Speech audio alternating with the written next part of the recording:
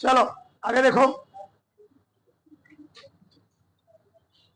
हम लोग पढ़ रहे थे द्रव्य की अवस्थाएं। क्या पढ़े जी? द्रव्य की अवस्थाएं। उसे हम लोग पहला नियम पढ़ लिए थे, क्या? बायल का नियम। आज हम लोग पढ़ेंगे चार्ल्स का नियम। देखो इधर, एक गैसीय नियम है सब। क्या है जी? गैसीय नियम है, और जिसका हमारे दैनिक जीवन में कहीं ना कहीं क्या होता है, सब जगह यूज है, हम लोग देख रहे हैं। ठीक, तो चार्ल्स ने क्या दिया? वैज्ञानिक चार्ल्स ने सन 1787 ईस्वी में, कब? सन 1787 ईस्वी में किसी गैस के आयतन और ताप के बीच एक संबंध स्थापित किए, एक रिलेशन स्थापित किए, जिसको हम लोग कहते क्या है? चार्ल्स का नियम। नियम क्या था? इस नियम के अनुसार किसी गैस का जो आयतन होता है वह क्या होता है? किसी गैस का आयतन उसके परम ताप के समानुपाती होता है। यानी अगर हम गैसों का टेम्परेचर बढ़ाएंगे तो आयतन क्या होगा जी? बढ़ेगा। अगर तापमान बढ़ाएंगे तो आयतन क्या होगा? बढ़ेगा। लिखो, लिखो तुम्हें,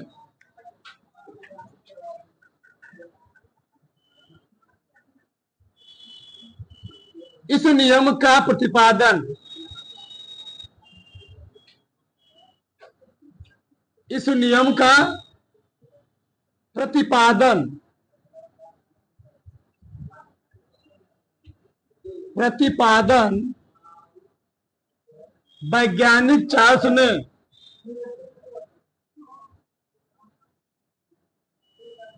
वैज्ञानिक चार्ल्स ने सन 1787 ईस्वी में किए। ठीक, उन्होंने गैसों के ताप, गैसों के आयतन, उन्होंने गैसों के आयतन और ताप के बीच, ताप के बीच एक संबंध, एक संबंध स्थापित किया, जिसे जिसे चार्ल्स का नियम, जिसे चार्ल्स का नियम कहते हैं। ठीक, अब नियम क्या था नीचे लिखो। इस नियम के अनुसार, इस नियम के अनुसार अनुसार किसी गैस का आयतन, किसी गैस का आयतन उसके परम ताप, उसके परम ताप के, चाहे लिख लो अनुक्रमानुपाती, चाहे लिख लो समानुपाती, उसके अनुक्रमानुपाती होता है। ठीक, ये नियम था। इस नियम के अनुसार स्थिर दाब, मतलब कोई बात नहीं, ठीक है। दाब क्यों चाहिए जी? स्थिर होना चाहिए, इसको लास्ट में लिख लेना, स्थिर दाब पर। दाब क्यों चाहिए? फिक्स होना चाहिए, स्थिर दाब होना चाहिए, दाब घटना बढ़ना नहीं चाहिए।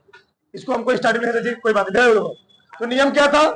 इस नियम के अनुसार स्थिर दाब पर किसी गैस का जो आयतन होता है उसके क्या होता है? परम ताप के अनुक्रमानुपाती होता है, यानी दाब घटना बढ़ना नहीं चाहिए। अगर दाब घटे बढ़ेगा तो इनका नियम फॉलो नहीं होगा। अब समझो ध्यान से, माना मैंने, मान लिया, अब लिखना मत समझेगा, अब किसी पेन नहीं चलना चाहिए। माना स्थिर दाब पर, मान लिया स्थिर दाब पर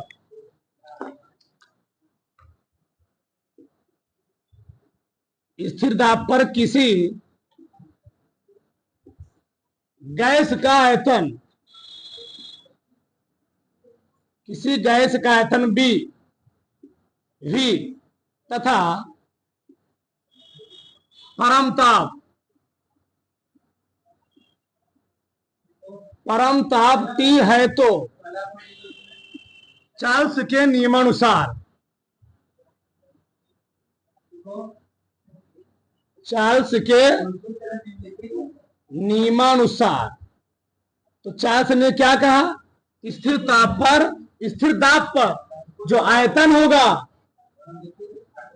वह परम ताप के क्या होगा, परम ताप के अनुक्रमानुपाती होगा, यानी बी प्रपोर्शनल किसके, टी।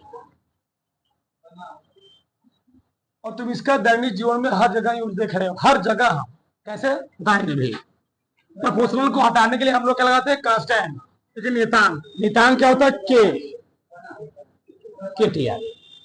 ठीक, देखो कि जहां के की नियतांक जिसे हम लोग कहते क्या है, चार्ल्स नियतांक लिख सकते हो। जहां के एक नियतांक है, जिसे क्या कहते हैं, जिसे चार्ल्स नियतांक, जिसे चार्ल्स नियतांक कहते हैं। थोड़ा समझते फिर आगे समझते। देखो इधर होता क्या है, अगर किसी भी चीज का टेम्परेचर बढ़ाओगे उसका आयतन क्या होगा, बढ़ेगा। जब आयतन बढ़ेगा तो उसमें दाब क्या होगा, बढ़ेगा। बायल के नियम से यहां पर क्या है, टेम्परेचर समानुपाती आयतन के, और बायल के नियम में क्या था, जो आयतन था वह दाब के व्युत्क्रमानुपाती था। अब बताओ, टेम्परेचर बढ़ेगा तो आयतन बढ़ेगा, और आयतन बढ़ेगा, आयतन बढ़ेगा, आयतन बढ़ गया तो प्रेशर क्या हो जाएगा, घट जाएगा। तो समझो यहां पर मतलब कहने मतलब क्या है, हम लोग देखते हैं गर्मियों के दिनों में जो साइकिल के टायर होते हैं, टायरों में ठंडी में टायर नहीं बोलेगा, नहीं दगेगा, क्योंकि गर्मियों के दिनों में घर के सामने साइकिल खड़ी है, वो तो खड़ी रहेगी, वैसे क्या कहते हैं, फट जाएगा, टायर बोल जाएगा। क्यों, क्योंकि हम लोग साइकिल खड़ी की है, टेम्परेचर बढ़ा, टेम्परेचर बढ़ने से जो टायर के अंदर गैसें थी, जो टायर के अंदर गैसें भरी हुई थी, उनकी काइनेटिक एनर्जी बढ़ गई, टेम्परेचर बढ़ा। अब टेम्परेचर बढ़ने से जो टायर के अंदर, ट्यूब के अंदर जो गैसें भरी हुई थी, उनकी वेग क्या हो गई, बढ़ गई, और वेग बढ़ने से उनकी गति ऊर्जा क्या जाएगी, उनकी गति ऊर्जा बढ़ जाएगी, और गति ऊर्जा बढ़ने से वो एक कण दूसरे कण पर क्या लगाएंगे, दाब लगाएंगे, और दाब लगाने से क्या होता है, टायर क्या होता है, फट जाता है। तो लोग सबसे अच्छा एग्जांपल देख सकते हो, हमारे घरों में, हर घर में आज कुकर होगा, ठीक, कुकर हम लोग उसमें दाल, नमक, हल्दी, पानी डाल दिए, रख दिए स्टोव पर, नीचे से थोड़ा स्टोव से क्या किए, आग जला दिए। देखो कुछ टाइम बाद, 10 मिनट बाद, 15 मिनट के बाद उसके अंदर कितना प्रेशर हो जाता है। अगर वह कुकर मोटा ना रहे तो क्या कर जाओ, फट जाए। सोचो इतना प्रेशर, 5 मिनट के दाब दो उसको, इतना प्रेशर हो जाएगा, पाइप जंग बहुत टाइम पे दब गया, ब्लास्ट कर जाएगा, वो मतलब फटेगा। जहां फटेगा उसको लेके जाएगा ही उस स्थान को, और कहीं जहां उसका रेंज होगा वहां ले जाएगा। क्यों, टेम्परेचर बढ़ा तो आयतन क्या होगा उसका जी, बढ़ेगा, तो फैलने का जो गैसें उसके अंदर है, फैलने क्या करेंगी, कोशिश करेंगे, फैल तो पाएंगे नहीं, तो उसका आयतन क्या फिक्स है, तो फैलेंगे तो उसके अंदर दबाव क्या हो जाएगा, दाब बढ़ जाएगा, और दाब बढ़े फटेगा वो। इसीलिए तुम लोग ध्यान देना, गर्मियों के दिनों में जब भी कोई रेलवे ट्रैक या कोई रेलवे पटरी बिछाई जाती है, उनके बीच में गैपिंग छोड़ दिया जाता है। क्या छोड़ दिया जाता है, 1 से 2 सेंटीमीटर, दो रेलवे पटरी के बीच में। रेलवे पटरी है, एक पटरी मान लो बिछाई गई, दूसरी पटरी के बीच में 3 से 4 mm की गैपिंग छोड़ देती। क्यों, गर्मी दिनों में क्या होता है, पटरियां फैलती हैं, और फैलने से क्या होता है, एक पटरी दूसरे पटरी के ऊपर चढ़ ना जाए। अब गर्मी बढ़ी, अब एक ट्रेन आ रही है, पता है गर्मी की वजह से फैल गई है, ट्रेन इधर से स्पीड से आई, इस पटरी का इस पर चढ़ गई, इसलिए क्या किया, इसमें गैपिंग छोड़ देते हैं, जिससे गर्मी हो उसी को हम कहते हैं ऊष्मीय एक्सपेंशन, ऊष्मीय प्रसार कहते हैं। ये फिजिक्स का पाठ है, थोड़ा समझो। अगर किसी चीज का क्या होगा, टेम्परेचर बढ़ाओ तो आयतन क्या होगा जी, प्रसार फैलेगा, और फैलेगा एक पटरी का दूसरी पटरी पर चला जाएगी, और ऐसे हो जाएगी। और ट्रेन, ये बताओ कोई चीज अगर मान लो गैपिंग नहीं छोड़े हो और गर्मी हुई, पटरी ऐसे फैल गई और उसको फैलने जगह मिल ही नहीं दे पाया, और ट्रेन ऐसे आई, पटरी ऐसे हो चुकी है, ट्रेन ऐसे क्या करेगी, आदमी उधर, ट्रेन उधर, पटरी उधर, हर जगह इसका यूज है यथार्थ चार्ल्स का नियम। ध्यान समझो, मतलब ये समझो, अगर टेम्परेचर बढ़ेगा तो आयतन क्या होगा, बढ़ेगा। समझो ना, अगर किसी चीज टेम्परेचर बढ़ाओगे तो आयतन क्या होगा जी, बढ़ेगा। आगे देखो, समझो तो थोड़ा मान लिया, माना इसी चीज को बताओ तुम, इसी चीज को हम ऐसे नहीं लिख सकते हैं, D/T बराबर क्या नहीं लिख सकते।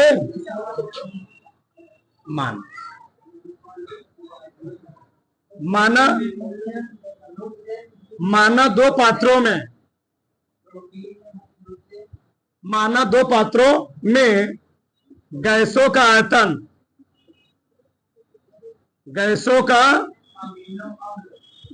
आयतन B1 व B2 तथा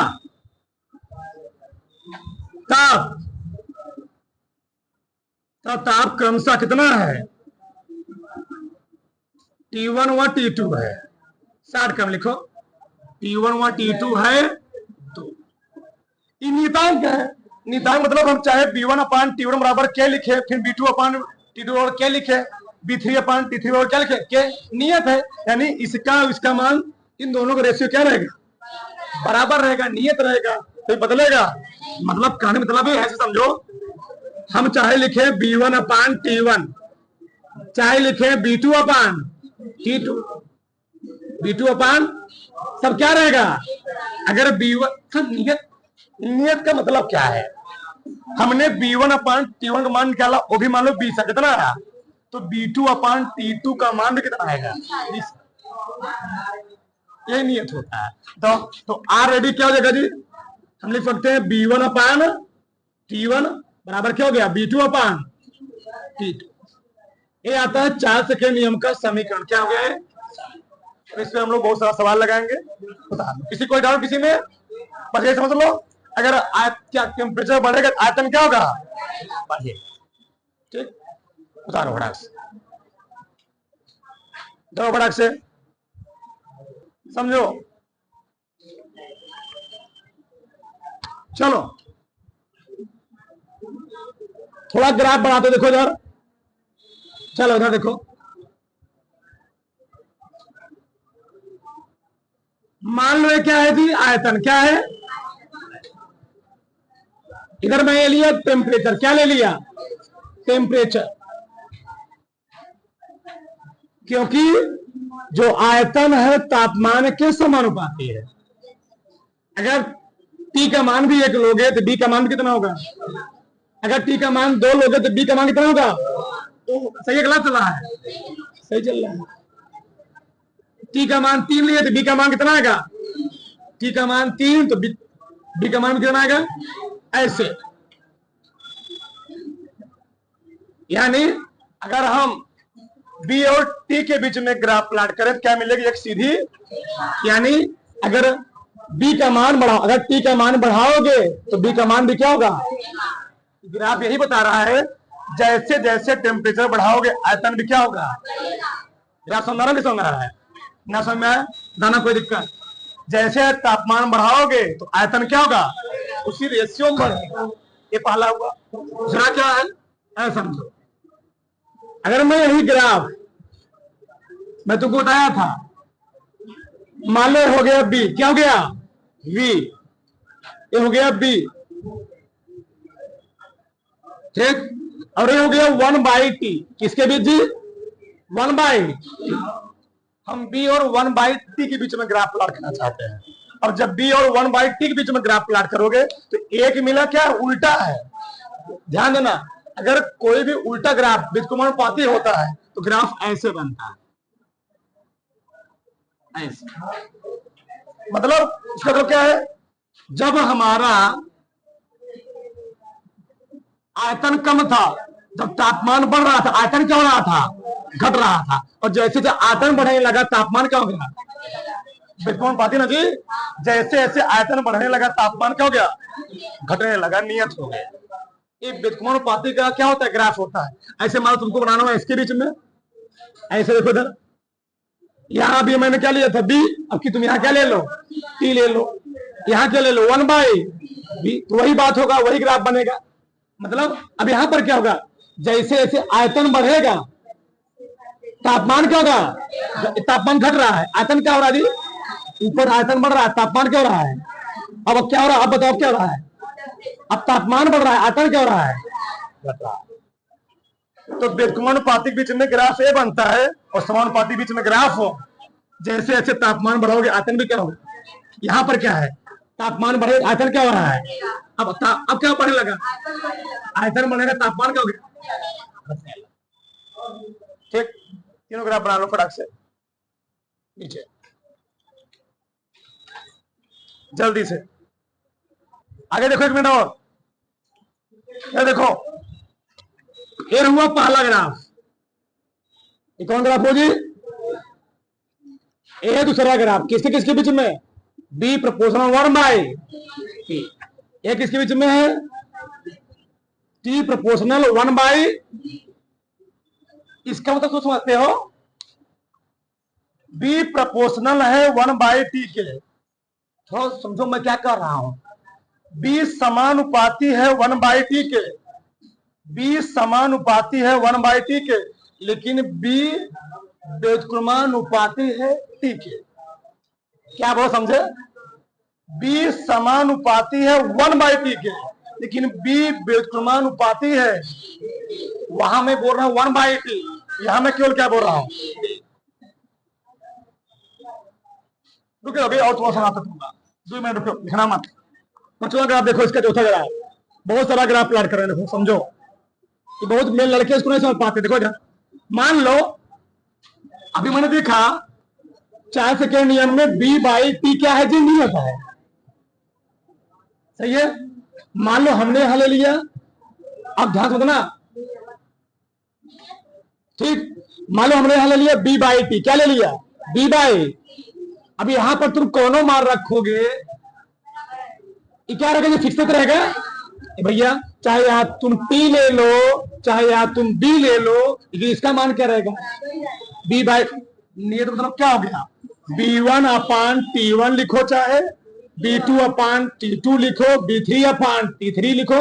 अगर इन दोनों का रेशियो 50 आया, बराबर, इन दोनों का रेशियो 50 आया, तो इसका भी रेशियो कितना आएगा जी, इसका कितना आएगा, सब कैसे 50 आता हुआ चला जाएगा। यानी ग्राफ से क्या मिलेगा हमको, एक सीधी, तुम टेम्परेचर तुम कितना बढ़ाओ, लेकिन b/t का मान क्या रहेगा, नियत रहेगा। वो नियत मतलब वही है। एक ग्राफ और देखो, अगला देखो, ये चौथा ग्राफ, पांचवा देखो, मान लो मैंने बढ़ाया आयतन, क्या बढ़ाया जी, अब मैंने यहाँ किससे ग्राफ प्लॉट किया, b/, अब भी क्या रहेगा भाई, वही है ना, चाहे तुम आयतन बढ़ाओ चाहे टेम्परेचर बढ़ाओ, b/t का मान क्या रहेगा, नियत फिक्स रहेगा, बदलेगा। ये ग्राफ और प्लॉट कर लो। अभी हाथ बताना, अगर तुम यहां समझोगे एक चीज पूछा जाता है, आप ध्यान समझना कैसे। मान लो हमने 3 ग्राफ प्लॉट किया, यहां लिखा मैंने P1, यहां लिखा मैंने P2, यहां लिखा मैंने P3। बताओ, ये मैंने ग्राफ प्लॉट किया, मान लो B और T के बीच में, B और T के बीच, सही है। और हमने बताया कि हमको P1, P2, P3 दिया गया है, हमसे पूछ लिया जाए कि B1, B2, B3 के बीच में क्या रिलेशन बनेगा, किस दाब का मान ज्यादा है, P3 का P1 का, ई वैल्यू ज्यादा होगी, ई वैल्यू ज्यादा होगी, P1 है जी। अगर इसका निर्देशांक मान लो 1 2 3 4 5 6, इसका निर्देशांक आ गया 2 8 2, इसका निर्देशांक कितना आएगा, ये कितना है, यहाँ पर ज्यादा आएगा ना, इसका मान ऊपर ज्यादा आएगा, यानी मतलब P1 ई वाला प्रेशर ज्यादा है, ये प्रेशर क्या है, किससे, सबसे ज्यादा किसका हुआ? अगर इसका प्रेशर ज्यादा है, अगर प्रेशर ज्यादा होगा तो वहां पर आयतन क्या होगा? उल्टा ना, जहां पर प्रेशर ज्यादा है वहां पर आयतन क्या हो गया? बायल का नियम। यानी कह सकते तुम B1 का मान B2 से, यानी B3 का आयतन क्या होगा? सबसे आधा ही। जिसका प्रेशर जितना ही ज्यादा उसका आयतन उतना ही, और जिसका प्रेशर जितना कम उसका आयतन उतना ही। उल्टा बहुत मेन चीज है, ये सबसे मेन चीज है, ध्यान देना। अब उतार लो पांचों ग्राफ, छो जितना बना फटाक से आगे लिखो जी। चलो अगला हम लोग पढ़ेंगे एवोगैड्रो का नियम। सबसे बोलो मत, सबसे खतरनाक नियम है एवोगैड्रो का नियम। पहले लिखो। हाँ, सन 1811 ईस्वी में, सन 1811 ईस्वी में एवोगैड्रो ने, इसी को हम लोग कहते हैं आओगैड्रो कह के लिखा गया है। सन 1811 ईस्वी में एवोगैड्रो ने गैसों के आयतन, गैसों के आयतन व अणुओं से संबंधित, अणुओं से संबंधित एक नियम दिए।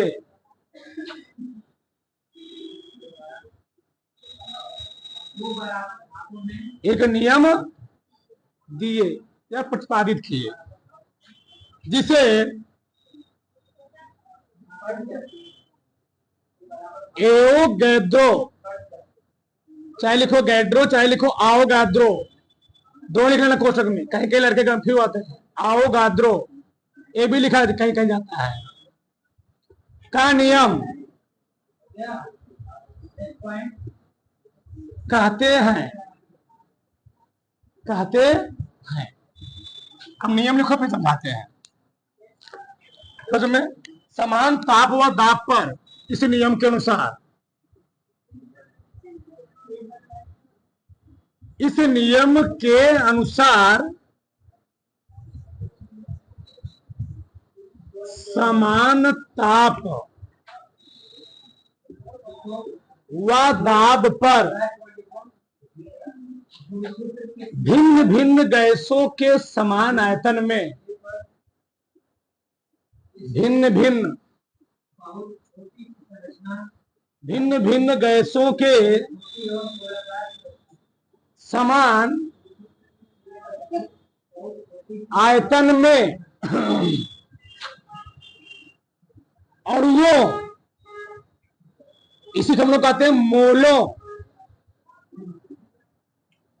की संख्या समान होती है, समान होती है। बंद कर लेना इसको फटाक से, उसे लिख लेना।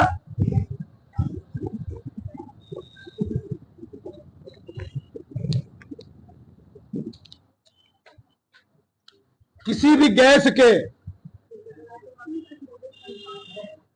किसी भी गैस के, किसी भी गैस के 1 ग्राम में, 1 ग्राम में किसी भी गैस के 1 ग्राम में अणुओं की संख्या, अणुओं की संख्या समान होती है, समान होती है, जिसे एवोगैड्रो, जिसे एवोगैड्रो संख्या कहते हैं। इसका मान, इसका मान 6.0 023 गुणे 10⁻23 होता है। ठीक है जी। चलो देखो, समझो, सोचो, अब समझो 5 मिनट, तब समझ में आएगा इस नियम क्या था। देखो समझो, सिर्फ मान लो 5 मिनट सबका ध्यान इधर। माना मैंने, माना समान ताप, माना समान ताप व दाब पर, माना समान ताप व दाब पर गैस का आयतन, गैस का आयतन भी तथा मोलो चाहे को अणुओं, मोलों की संख्या कितनी है, यह न है। तो एवोगैड्रो के अनुसार, थोड़ा मैं इधर लिख रहा हूं, एवोगैड्रो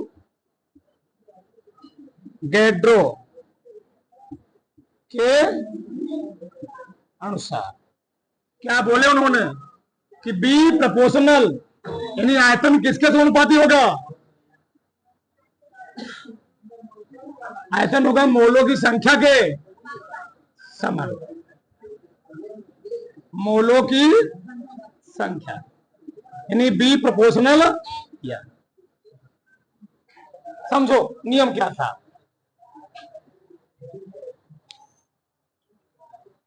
यानी अगर ताप व दाब स्थिर रहेगा तो अलग अलग गैस की मात्रा रहेगी, तो समान आयतन में गैसों की यानी अणुओं की संख्या क्या होगी।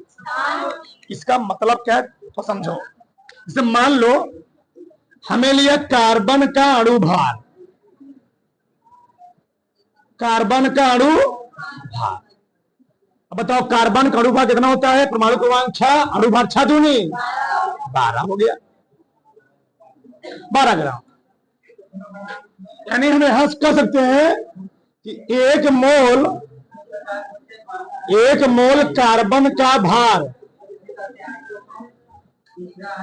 एक, बहुत ध्यान समझो, 5 मिनट कोई लिखो मत, एक मोल जो कार्बन का भार हुआ कितना हुआ, 12। हमें लिए मान लो